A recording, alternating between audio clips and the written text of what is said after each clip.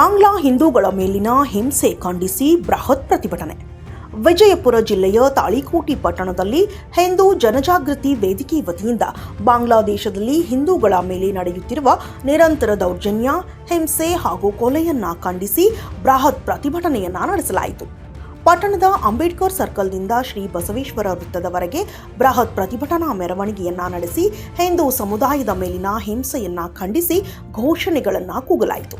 ಬಸವೇಶ್ವರ ವೃತ್ತದಲ್ಲಿ ಜಮಾಯಿಸಿದ ನೂರಾರು ಪ್ರತಿಭಟನಾಕಾರರು ಕೆಲ ಹೊತ್ತು ಮಾನವ ಸರಪಳಿ ನಿರ್ಮಿಸಿ ಪ್ರತಿಭಟಿಸಿದರು. ನಂತರ ಪ್ರತಿಭಟನಾಕಾರರನ್ನ ಉದ್ದೇಶಿಸಿ ಪರಮಪೂಜ್ಯರಾದ ರಾಮಲಿಂಗಯ್ಯ ಮಹಾಸ್ವಾಮಿಗಳು, ಶರಣ ಸೋಮನಾಳದ ಶಿವಪುತ್ರ ಮಹಾಸ್ವಾಮಿಗಳು, ಬಿಜೆಪಿ ಜಿಲ್ಲಾ ಮಾಜಿ ಅಧ್ಯಕ್ಷ ಆರ್.ಎಸ್. ಪಾಟೀಲ್ ಕೂಚ್ಬಾಳ್ ಮಾತನಾಡಿ ಘಟನೆಯನ್ನು ತೀವ್ರವಾಗಿ ಖಂಡಿಸಿದರು.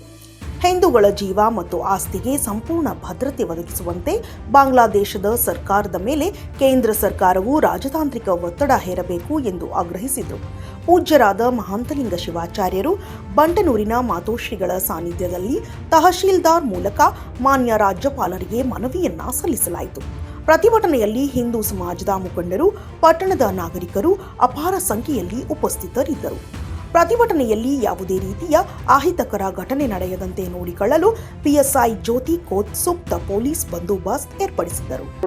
ನಡೆದಿಲ್ಲ, ಇವತ್ತಿಲ್ಲ ನಾಳೆ ಕೊಡೆಕಲ್ಲ ಬಸವಣ್ಣ ಒಂದು ಮಾತು ಹೇಳಿದ್ದ, ಈ ನಾಡು ಸಾಧು ಸಂತರ ಆಳ್ತಾರ, ಒಳ್ಳೆ ಧರ್ಮವಂತರು ಬರ್ತಾರ ತಿಳಿಯದ, ಯಾರು ಭಯಪಡುವ ಅವಶ್ಯ ಇಲ್ಲ.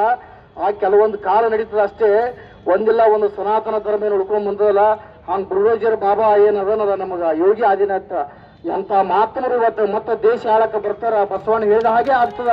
ಹಿಂದೂ ಧರ್ಮ ಎಂದೂ ನಮ್ದು ನಾಶ ಆಗಲ್ಲ. ಈ ಧರ್ಮ ಆರ್.ಎಸ್. ಕೂಚ್ಬಾಳ್ ಗೌಡ್ರು ಹೇಳಿದ ಹಾಗೆ ಈ ಧರ್ಮ ಎಂದೂ ಉಳಿದೇ ಉಳಿತದ.